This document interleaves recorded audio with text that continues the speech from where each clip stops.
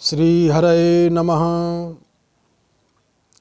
इस बार सन 2021 में महाकुंभ है हरिद्वार में, जो 4 शाही स्नान हैं।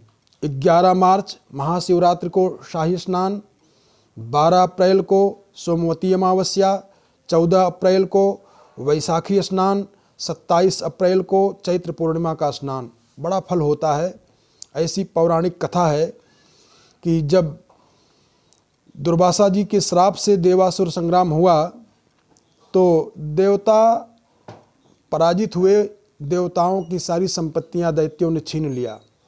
देवता लोग सब गए भगवान विष्णु के पास, निवेदन किया। भगवान विष्णु ने कहा कि आप लोग दैत्यों से संधि करके समुद्र मंथन करें, और समुद्र मंथन जब करेंगे तो उसी में से अमृत निकलेगा, अमृत का पान कर लीजिए, सब देवता अमर हो जाएं। तो देवताओं ने राजा बलि से संधि करके समुद्र मंथन का कार्य प्रारंभ किया।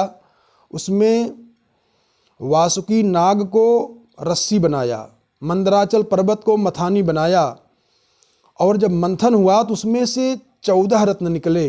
कालकूट विष, उच्चैश्रवा घोड़ा, ऐरावत हाथी, कामधेनु, कौस्तुभमणि, कल्पवृक्ष, अप्सरा, महालक्ष्मी, वारुणी देवी, चंद्रमा, पारिजात का वृक्ष, पांचजन्य शंख। और 14वें रत्न में भगवान धन्वंतरि अमृत का कलश लेकर के, अमृत का कलश कुंभ लेकर के प्रकट हुए। तो दैत्यों ने लेकर के भागे और देवासुर संग्राम प्रारंभ हो गया। 12 वर्ष तक लड़ाई हुई और वो अमृत का कलश 4 स्थान पर रखा गया।